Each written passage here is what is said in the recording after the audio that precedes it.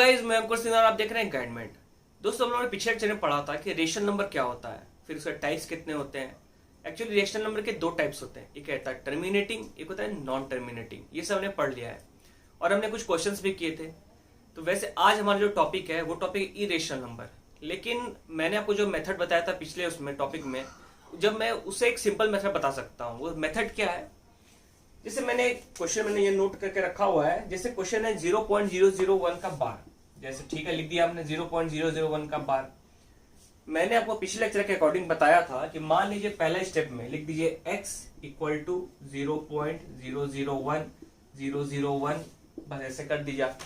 फिर क्या करना था आपको, मैंने कहा 3 डिजिट है तो आप क्या करो 1000x, क्योंकि 1 2 3 है इसलिए 3 0 आ गया है। 1000x इक्वल टू अब 1 आ गया बाहर, 1.001001 डॉट डॉट इस तरह चला जाएगा। फिर क्या करना है, आपको दोनों को सब्ट्रैक्ट करना है। क्या हो जाएगा 999x इक्वल टू 1। तो x की वैल्यू क्या होगी 1/999। लेकिन ये तो था बहुत लेंथी प्रोसेस, अब काफी लोग कंफ्यूज भी हो सकते थे इसमें। लेकिन मैं एक मेथड बताता हूँ, वो काफी शॉर्ट मेथड होगा। मुझे पता है कि वो जानने के बाद आप इसे यूज करोगे या नहीं करोगे। चलिए देखते हैं कैसे। जैसे 0.001 बार है तो हम इसे लिखेंगे क्या, पहले देखिए क्या है, जीरो के पॉइंट के पहले क्या है 0, आप लिख दो पहले 0, कोई दिक्कत नहीं। पॉइंट है, पॉइंट की जगह लिख दो प्लस, सेकंड पर कोई दिक्कत नहीं। अब क्या करना है 0.001 के सबके ऊपर बार है, ठीक। आप यहाँ पे लिख दो ये चीज 001 लिखो या फिर 1 लिखो, कोई दिक्कत नहीं है। 1 बाय कितने डिजिट है, 3 डिजिट है, तीनों के ऊपर बार है इसलिए एक 9, 0 की जगह 9 आया, इस तरह से बढ़ते हैं। 1 की जगह 9 आया, 0 की जगह भी 9 और इस 0 की जगह भी 9 इक्वल टू 1/999। ये चीज हो गया। तो समझ में आ गया आपको। अब मैं दूसरा क्वेश्चन बताता हूं तो आपको और क्लियर हो जाएगा मैं कहना क्या चाहता हूं। एक क्वेश्चन तो ये था। दूसरा क्वेश्चन है हमारे पास 0.23 का बार। 0.23 का बार अगर मैं उस लंबे प्रोसेस से बताऊंगा नहीं, क्योंकि मैंने काफी क्वेश्चन बता रखे हैं उस तरह से। अब जो क्वेश्चन है इसमें मैंने क्या बताया, 0 है, कुछ भी यहाँ पर है वहां पहले यहाँ पे लिख दो। अगर 5 रहता तो 5 लिख देते, 2 रहता तो 2 लिख देते, 0 है तो 0 लिख दिया। पॉइंट की जगह हर जगह प्लस लिखना है। फिर क्या है 23 के ऊपर दोनों पर बार है, आपको क्या करना है यहाँ पे 23 लिख देना है, कोई दिक्कत नहीं। बाय दोनों जिसके ऊपर बार है उसके जगह 9 नीचे आएगा। जैसे 3 के ऊपर बार है ही तो 3 की जगह 9 आ गया। इस 2 के ऊपर बार है ही, इसी एक और 9 आ गया। अगर बार नहीं होता एक के ऊपर तो वहां पे 9 नहीं आता, क्या आएगा मैं बताऊंगा। फिर से बता देता हूँ, 0 है, 0 की जगह मैंने 0 लिख दिया। पॉइंट है, पॉइंट की जगह प्लस लिख दिया। 23 पूरे के ऊपर बार है, मैंने पूरा लिख दिया 23। बाय जितने ऊपर बार है उतना 9 नीचे, 2 नंबर के ऊपर बार है यानी कि 2 9 नीचे। आप इस तरह से समझ सकते हो, 2 एक नंबर, 3 दूसरा नंबर हो गया, 2 नंबर के ऊपर बार यानी कि 2 9 नीचे, यानी कि आपका आंसर हो गया 23/99। अब हमारे पास तीसरा क्वेश्चन क्या है। तीसरा क्वेश्चन है 5.2 का बार, ठीक। तो 5.2 का बार को हम कैसे लिख सकते हैं, जैसे मैं इसे मिटा देता हूं। 5.2 का बार, ये ट्रिक है, याद रखिएगा, इससे सिंपल अब कुछ मिल ही नहीं सकता। 5.2 का बार क्या करते हैं, 5 की जगह 5 नीचे उतार दो आप, ठीक। पॉइंट की जगह प्लस लिख दो, कोई दिक्कत नहीं। अब 2 बार है, 2 बार की जगह क्या लिखो 2, ठीक, 2 लिखा गया। अब कितने डिजिट के ऊपर बार है, 1 डिजिट। पॉइंट के बाद देखना है, पॉइंट का कहानी खत्म इस जगह पे है, इसके बाद से इस पॉइंट के पहले का कुछ भी नहीं करना है, बस यहाँ पे आप लिख दिए। अब उसका जो भी खेल होगा वो इस साइड का ही खेल चलेगा। तो 2 का बार है, कितने ऊपर बार है, 1 डिजिट के ऊपर, यानी उस जगह 9, एक नंबर के ऊपर बार है इसलिए यहाँ 2 नंबर के ऊपर बार था इसलिए 2 बार 9 आया यहाँ पे। तो अब इसे सॉल्व कैसे करेंगे, एलसीएम ले लेंगे। 9 एलसीएम हो गया, 9 5 45 प्लस 2 यानी कि 47/9, ये हो गया आंसर। अब देखते हैं दूसरा क्वेश्चन क्या है हमारे पास।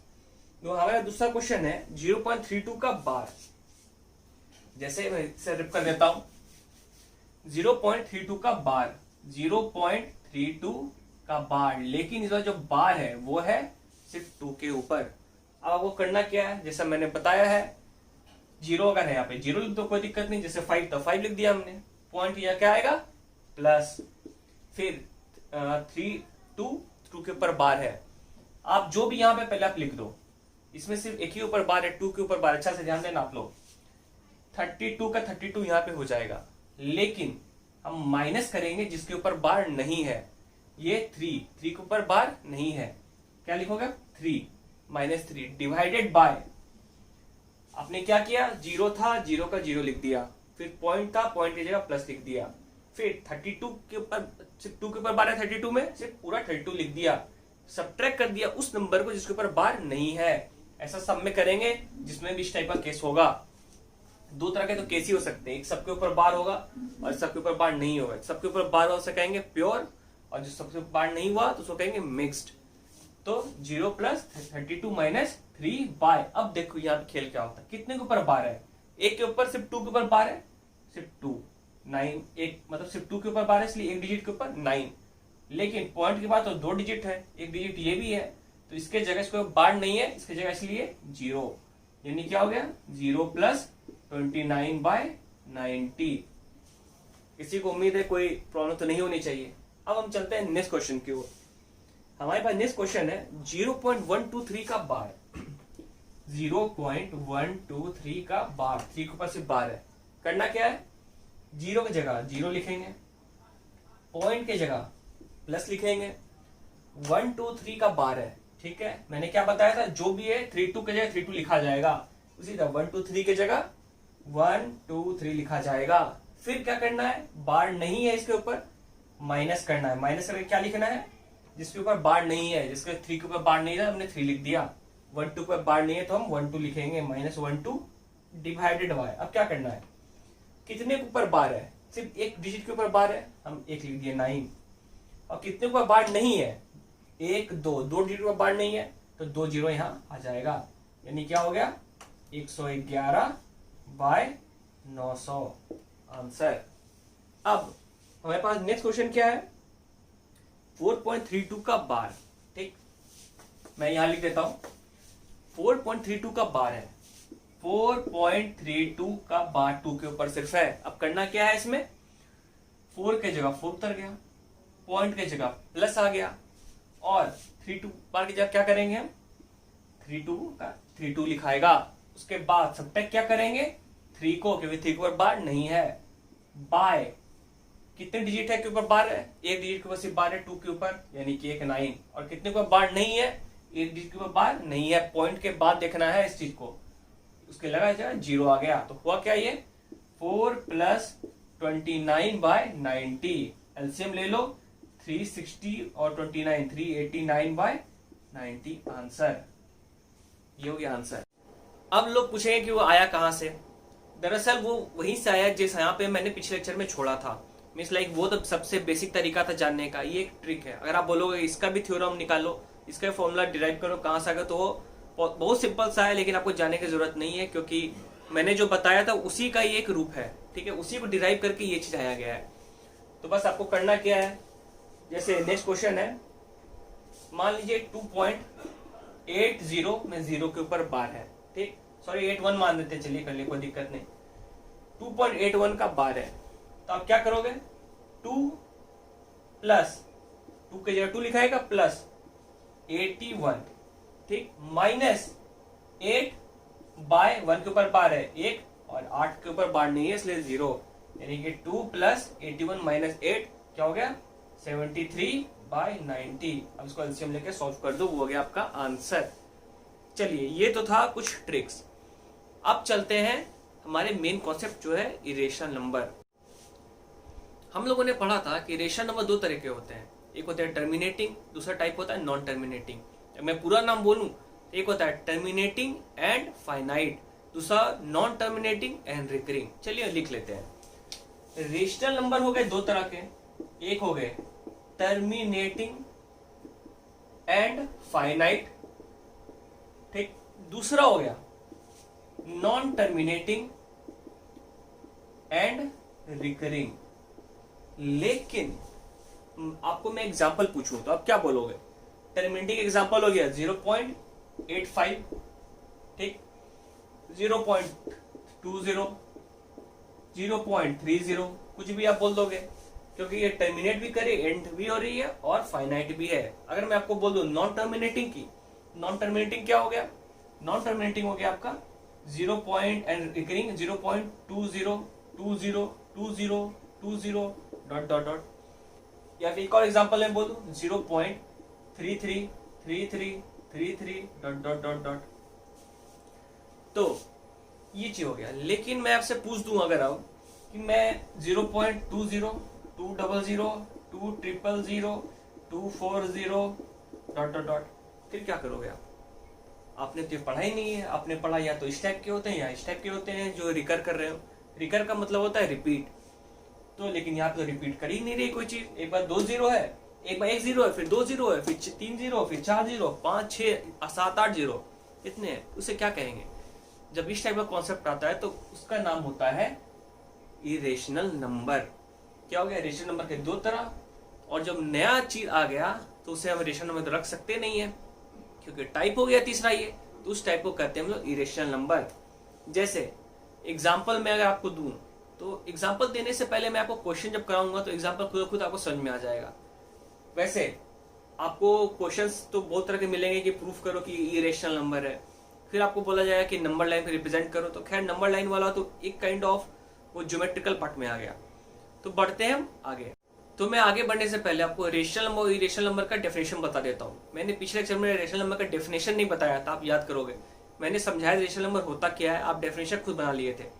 तो रेशनल नंबर में बता देता हूँ। रेशनल नंबर का जो ऑफिशियल डेफिनेशन है, a number which is in the form of p by q where p and q are integers and q is not equal to 0, that is called rational number. और irrational number क्या है? A number is an irrational number if it is a non terminating, मैंने आपको बताया non terminate इसका term and ना हो, and non recurring और या फिर नॉन रिपीटिंग डिजिट्स, तो इसको कहते हैं इरेशनल नंबर। या फिर दूसरे भाषा में समझे, irrational number can not be return in the form of p by q where p and q are integers। Irrational number rational number हम लिख सकते हैं p by q फॉर्म में, जैसे मैंने बताया था आपको डेसिमल में उसे कन्वर्ट करना है फ्रैक्शन में। तो फ्रैक्शन क्या हो गया वहां पे? p by q का फॉर्म हो गया। जैसे उस p by q फॉर्म में एक लोएस्ट नंबर होता है। जैसे मैं लिख दूं अगर 3/6, तो ये लोएस्ट नहीं हुआ। 1 2 यानी कि 1/2 इसकी जगह लिख दूंगा तो ये हो गया लोएस्ट। खैर ये अलग चीज है। अब इरेशनल नंबर क्या है? p by q फॉर्म में नहीं लिख सकते, क्योंकि वो जो उसकी जो चीज है वो रिकर्ड नहीं कर रही, रिपीट नहीं कर रही, कुछ अलग ही आ रही है। इस कारण से ये हो गए इरेशनल नंबर। अब हम देखते हैं इसके क्वेश्चन पे। कुछ क्वेश्चन मैंने नोट किए हैं। जैसे one of the most famous question और सबसे ज्यादा पूछा जाने वाला question, proof that √2 is, proof करना है कि √2 इज इरेशनल। तो मैं अच्छा से लिख देता हूं, नहीं तो फिर आप बोलोगे कि अरे अपनी राइटिंग गंदी है। आपकी राइटिंग तो गंदी है ही, लेकिन फिर से मैं अच्छा से लिख देता हूं। इज इरेशनल, ठीक है। बोला प्रूव √2 इज इरेशनल। कैसे प्रूफ करेंगे? पहला तरीका क्या होता है कि आप डायरेक्ट रूट की जो वैल्यू है वो तोड़ के निकाल दो। जो रूट की वैल्यू तोड़ोगे तो लास्ट आगे बढ़ते जाओगे। एक समय ऐसा आएगा जब आप दूसरे को दिखाओगे, ये देखिए ये मतलब रिकर्ड नहीं कर रही और टर्म्स का एंड में नहीं हो रहा, जाता जा रहा है, इसलिए ये हो गया इरेशनल नंबर। लेकिन आप एग्जाम में लिखोगे जब उस चीज को, तो आपको नंबर अच्छे मिलेंगे नहीं। तो उससे दूसरा तरीका है बनाने का। जैसे √2 को आप तोड़ोगे तो जैसे आप √36 लिखते हो, उसको तोड़ के क्या आता है? 6 आता है। उसी तरह √2 को जब आप तोड़ोगे तो जैसे आएगा 0.14, ऐसे करके आप बढ़ते जाओगे आगे। इसकी यानी कि ये टर्म जो है इसकी मीन्स लाइक टर्म में टर्मिनेटिंग होगी नहीं, एंड होगी नहीं और रिकरिंग भी नहीं होगी। तो आपको इस तरह से आप शो कर सकते हो। लेकिन आपको जैसे मैंने बताया कि नंबर मिलेगा नहीं। तो दूसरा तरीका क्या है? तो दूसरा तरीका जानने के लिए सबसे पहले मान लेते हैं कि √2 इज अ रेशनल नंबर। मान आपको, जैसे आप क्यों मैं ऐसा बोल रहा हूँ, मान लीजिए कि आपका किसी से झगड़ा हो गया, ठीक। उसने कहा आपसे कि लाइक चलो ठीक है, सूरज जो होता है वो वेस्ट में उगता है और ईस्ट में डूबता है। लेकिन आप क्या जानते हो कि सूरज ईस्ट में उगता है और वेस्ट में डूबता है।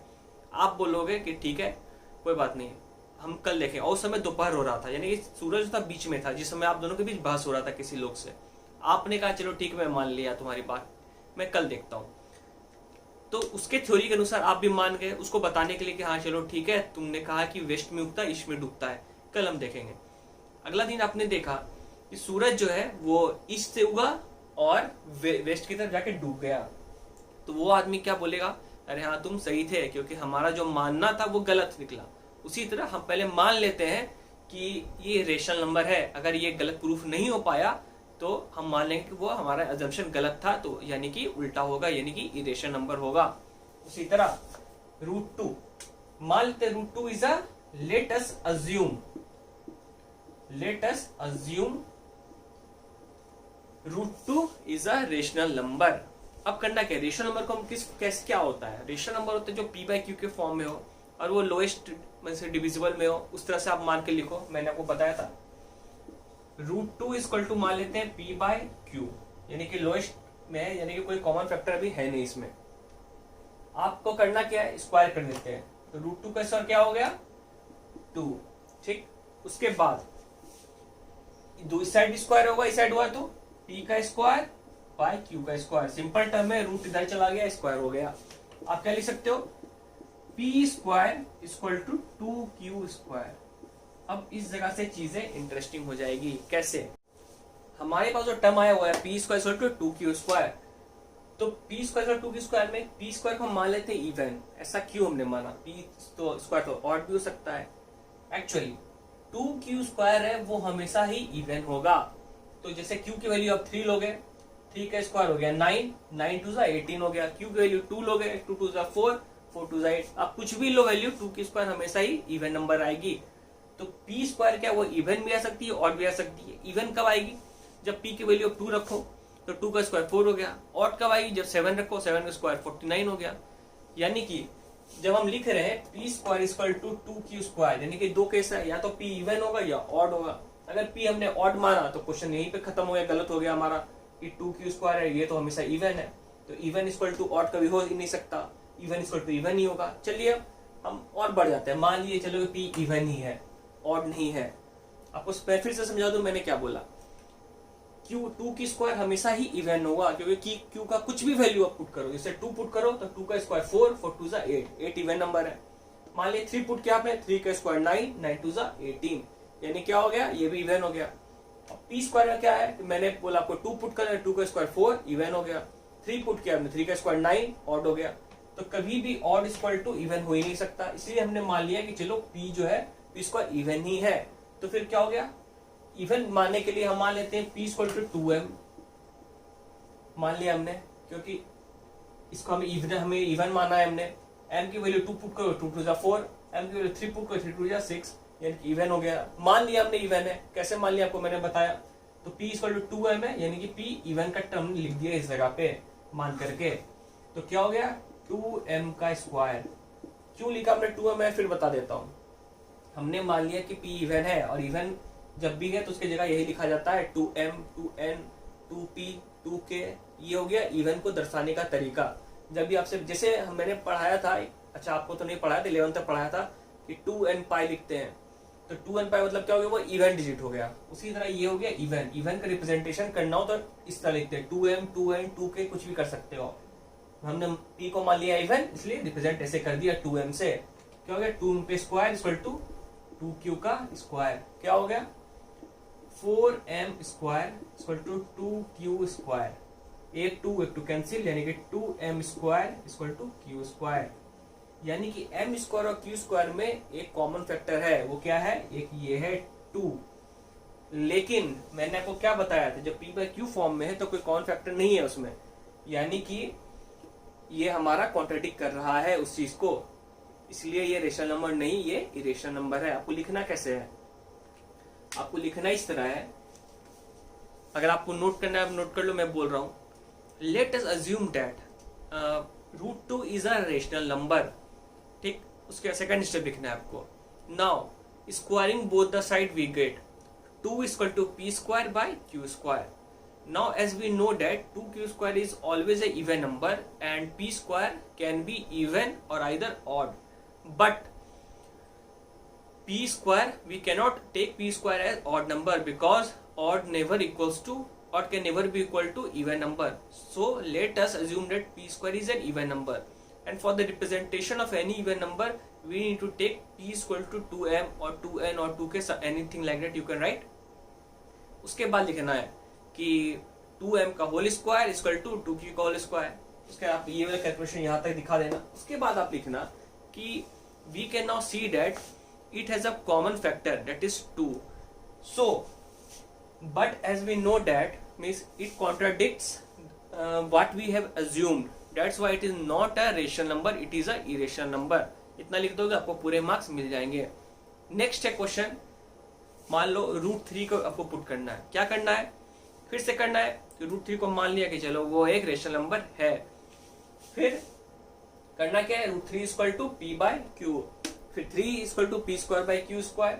फिर आपको क्या करना है, इसी तरह आगे बढ़ना है। आप ये चीज सॉल्व करके दिखाओ। एक क्वेश्चन आप और सॉल्व करना। सॉरी, मैं 3 क्वेश्चन देता हूं। पहला क्वेश्चन कि आपको सॉल्व करना है √3 का। दूसरा 22/7 क्या है, रेशनल है इरेशनल है आपको बताना है। पाई क्या है, रेशनल है या इरेशनल, ये आपको बताना है। उसके बाद बस इतना ही आप पहले आप करो। ये थी ना, रेशनल है या इरेशनल, आपको ये बताना है मुझे कमेंट सेक्शन में, या फिर आप व्हाट्सएप ग्रुप जो हमारा, या फिर इंस्टा हमारी आईडी है कैडमेंट में। अब बढ़ते हैं आगे। अब हमारे पास 4 थ्योरम है। मैंने 3 लिखा है बोर्ड पे, एक मैं जगह नहीं इसलिए एक बाद में लिखूंगा। तो पहला थ्योरम क्या कहता है, negative of N irrational number is an irrational number. इसका मतलब क्या हो गया, इसका मतलब हुआ जैसे √2 एक इरेशनल नंबर है, उससे अगर आप माइनस नहीं लगा दो, माइनस ऑफ √2 वो क्या हो गया, वो भी एक इरेशनल नंबर ही हुआ। वही इस थ्योरम कह रहा है। जैसे √3 है, उसे आप क्या लिख सकते हो, माइनस √3 आप लिख रहे हो अगर, तो वो भी एक इरेशनल नंबर है। तो दूसरा क्या थ्योरम कहता है, दूसरा थ्योरम कहता है sum and difference of a rational and irrational number is always a irrational number. मतलब क्या है इसका, अब बुक में आप पढ़ोगे तो सिर्फ आपको सम मिलेगा, लेकिन मैंने अपने मन से डिफरेंस ऐड किया है क्योंकि कोई अंतर नहीं है उसमें। क्या मतलब है इसका, जैसे 2 एक रेशनल नंबर है, ठीक, मैंने लिख दिया 2, फिर प्लस और √2 क्या है, इरेशनल नंबर है। पहले ऐड देख लेते हैं √2।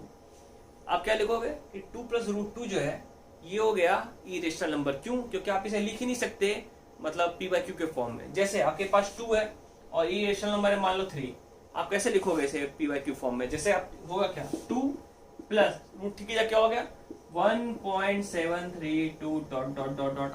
आपको पता ही नहीं है कि ये, क्योंकि non terminating non recurring term है, आपको पता ही नहीं है कि क्यू में क्या आएगा। अगर ऐसा आ जाता तो ये टर्म जो है ओवरऑल ये रेशनल ही हो जाता, लेकिन ये रेशनल अगर ऐड कर रहे हो तो आपको पता ही नहीं ओवरऑल कहाँ तक जाएगी, इस कारण से p/q फॉर्म में तो आ नहीं सकती। यही कह रहा है second theorem, sum and difference of a rational and irrational number is an irrational number. जैसे माइनस भी आप कर दो, 2 - √3 हुआ, अगर यहाँ भी माइनस कर दो तो क्या आप कर सकते हो, तब भी नहीं घटेगा, क्या पता आप घट के कितना आएगा, आपको बता सकते हो क्या, नहीं बता सकते। बहुत बच्चे बोलेंगे भैया मुझे आप इसका मीन्स लाइक डेरिवेशन बताओ। डेरिवेशन में क्या करोगे, कोई जरूरत ही नहीं है डेरिवेशन जानने की, इसको बस मुझे एग्जाम में आएगा भी नहीं है। मीन्स लाइक डिफाइन आपको भले आपको थ्योरम दे सकता है लिखने के लिए, या फिर डेरिवेशन तो मुझे नहीं लगता आएगा। और हमें स्मार्ट स्टडी करनी है, हार्ड वर्क तो करना नहीं है। हार्ड वर्क बेवकूफ लोग करते हैं, बहुत ज्यादा हार्ड वर्क कीजिए लेकिन स्मार्ट तरीके से कीजिए। अब फिर भी मैं बता ही देता हूँ आपको। चलिए, जैसे मान लीजिए, मान लेते हैं x जो है क्या है, x एक रेशनल नंबर है, मान लेते हैं x रेशनल नंबर है, y मान लेते हैं इरेशनल नंबर है, ठीक। आप क्या लिखोगे, मैं इसलिए बता रहा हूँ, मैं नहीं चाहता कुछ भी मैं छोड़ू और ऐसा कि आपको आ जाए फिर आप बोलोगे आपने बताया नहीं था। हमें हमारी टीम जो है, जितनी भी टीम चारों हैं, हम लोग कोशिश कर रहे हैं कि कोई भी एक से छोटी चीज भी न छूटे। मैं आपको हमेशा बोलता हूँ कि मैं नहीं बताऊँ, कोई इंपॉर्टेंट नहीं है, लेकिन फिर भी मैं बता देता हूँ सिर्फ इसी रीजन से, ताकि हम चाह रहे हैं कि आप सब कुछ बना कर आओ। जैसे x रेशनल है, y इरेशनल है, तो अब क्या करते हैं, लिखते हैं रेशनल प्लस इरेशनल कर दिया मैंने, ठीक, x + y कर दिया। फिर अगर मान लेते हैं, मैंने क्या बोला था, कुछ भी अगर आपको कॉन्ट्रडिक्ट करना है तो आप मान लो कि वो चीज दूसरा जो बंदा कह रहा है वो सही है। मान लेते हैं आप कह रहे हो कि रेशनली होगा, दोनों का ऐड या सब्ट्रैक्ट, मान लिया हमने, चलो रेशनली है, हमने क्या किया x + y कर दिया, ठीक, रेशनल प्लस इरेशनल कर दिया। अब इसमें एक और टर्म घटा दो, इरेशनल, मान लीजिए माइनस कर दिया हमने रेशनल नंबर, क्या हो गया x + y, rational plus irrational क्या हो गया, रेशनल हो गया, उसके अकॉर्डिंग मतलब जिसको हमने बात कॉन्ट्रडिक्ट करना है उसके अकॉर्डिंग क्या हो गया, रेशनल ही हो गया। माइनस हमने कर दिया x को, रेशनल नंबर को, यानी कि 2 रेशनल नंबर का अगर सब्ट्रैक्ट करेंगे तो रेशनल नंबर ही आना चाहिए, लेकिन हुआ क्या, x कैंसिल हो गया, आ गया y। और y क्या इरेशनल है, लेकिन इसके अकॉर्डिंग तो रेशनल आ रहा है, यानी कॉन्ट्राडिक्ट यहाँ हो गया। इसका मतलब ये है कि इस टर्म में difference of rational number, rational number is always a irrational number. क्या किया मैंने, सबसे पहले x को मान लिया एक रेशनल नंबर, y को मान लिया इरेशनल नंबर। तो अगर हमें कॉन्ट्राडिक्ट करना है तो हमें क्या मानना होगा कि दोनों का सम जो है वो रेशनल ही होता है। हमने वही माना x प्लस वाई रेशनल है, माइनस का एक और रेशनल चाहिए, रेशनल माइनस रेशनल तो रेशनल ही होना चाहिए। तो x plus Y minus X equal to आगे कट के y, आगे इरेशनल नंबर जो हमने माना हुआ है, यानी कॉन्ट्राडिक्ट कर गया यहाँ। अब हमारे पास जो थर्ड थ्योरम है, थर्ड थ्योरम है the product of a non zero rational number irrational number is always a irrational number. इसका मीनिंग क्या हो गया, इसका मीनिंग हुआ जैसे 2 एक रेशनल नंबर है, इसको मल्टीप्लाई करते हैं √2 इरेशनल नंबर से, तो इसका प्रोडक्ट हमेशा क्या आएगा, प्रोडक्ट हमेशा इरेशनल नंबर ही आएगा।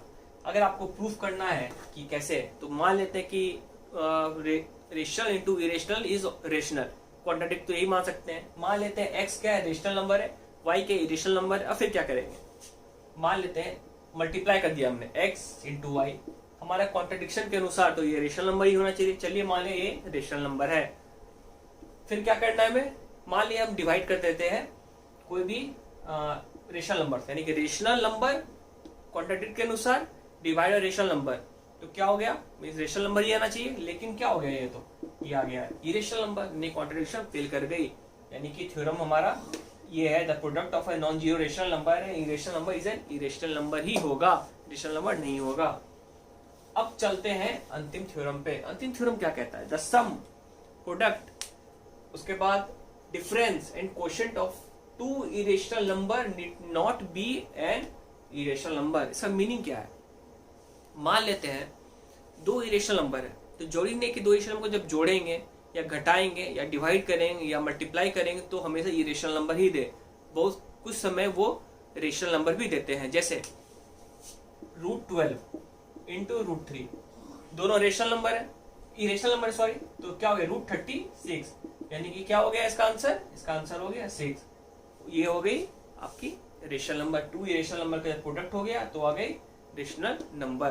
तो वैसा आप कुछ भी प्लस में कर सकते हो, माइनस में भी कुछ ऐसा हो सकता है, उसके बाद डिवाइड में भी हो सकता है, प्रोडक्ट में तो हुआ ही। तो ये थे 4 थ्योरम। अब कुछ क्वेश्चंस हैं, जैसे एक क्वेश्चन है मैंने नोट किया है, आपको बोला गया कि आपको √45 है, √45 को आपको बताना है कि ये रेशनल नंबर है कि इरेशनल नंबर है। तो आप क्या करोगे, √45 को आप लिखोगे पहले इस तरह 45, यही चीज आप करते हो, 5 9 जा 45, 3 3 जा 9, 3 हो गए, यानी कि 3√5, यानी √5 क्या है यहाँ पे इरेशनल नंबर है, यानी √45 हो गए इरेशनल नंबर। अब नेक्स्ट क्वेश्चन जो हमारे पास है, नेक्स्ट क्वेश्चन है कि 2 और 3 के बीच एक रेशनल नंबर निकालना है, 2 और 3 है, ठीक, इसके बीच एक रेशनल नंबर निकालना है, एक इरेशनल नंबर निकालना है। आप रिप्रेजेंट करके समझने के लिए रिप्रेजेंट कर लो, यहाँ पे 2 है, यहाँ पे 3 है, इसके बीच एक रेशनल नंबर निकालना है, एक इरेशनल नंबर निकालना है। इसके अंदर बीच इनफाइनाइट नंबर तो होगा ही। तो होता क्या है, रेशनल नंबर निकालने के लिए तरीका होता है, मैंने बताया था आपको, 2 + 3 कर दो बाय 2, एवरेज कर दो, बीच में आ जाएगी। इसका मतलब इसके बीच में कहीं भी आनी चाहिए। 2 + 3 बाय 2 क्या हो गया, 5/2, यानी कि 2.5, एक रेशनल नंबर ये हो गया। अब निकालना इरेशनल नंबर, तो इरेशनल नंबर निकालने का तरीका क्या होता है, जब भी ऐसा रहे, जब भी रेशनल नंबर, 2 रेशनल नंबर के बीच अगर कोई इरेशनल नंबर निकालना हो तो आपको तरीका क्या होता है, मैं फिर से बोल रहा हूँ, जो से गौर कीजिएगा, 2 रेशनल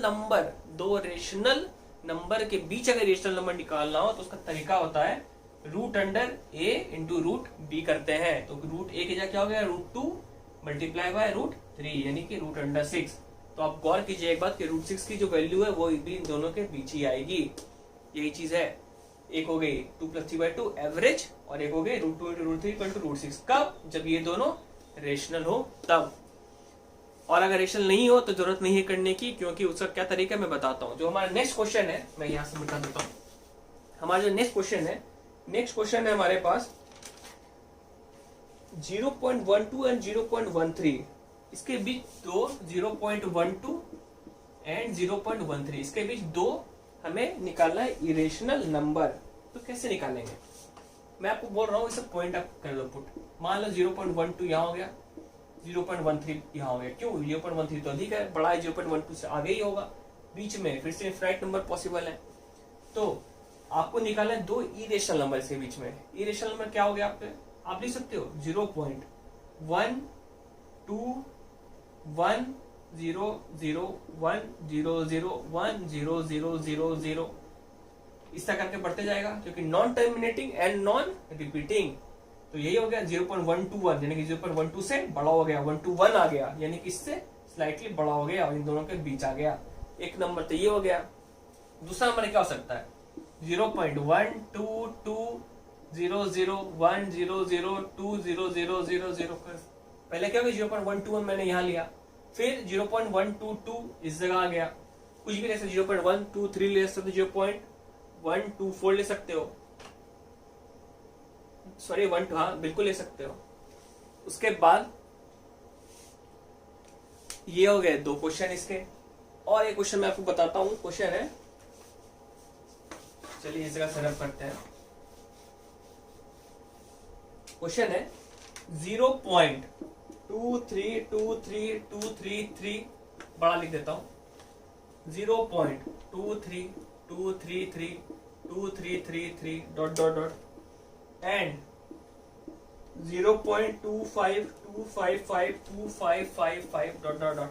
इसके बीच आपको दो रेशनल नंबर निकालना है। चलिए हम इसे पुट करते हैं नंबर लाइन पे। मैं नंबर लाइन इसलिए पुट कर रहा हूं ताकि आप समझ जाएं। एक है 0.23 कुछ है यहाँ पे, फिर है 0.25, बस इतना याद रखो आप। इसके बीच आपको दो रेशनल नंबर निकालना है। इनफाइनाइट नंबर पॉसिबल है। पहला नंबर हो सकता है 0.231, दूसरा नंबर हो सकता है 0.232 या 0.233 या 0.24 या फिर 0.245, कुछ भी हो सकता है। तो ये हो गए आपके कुछ क्वेश्चंस और थ्योरम, और इसका आपका चैप्टर हो गया खत्म, रियल नंबर सिस्टम। तो इसके बाद आपको है कि रिप्रेजेंट कीजिए इरेशनल नंबर को नंबर लाइन पे। तो खैर वो काफ़ी बोरिंग चीज़ है और मतलब वो थोड़ा ज्योमेट्रिकल पार्ट है।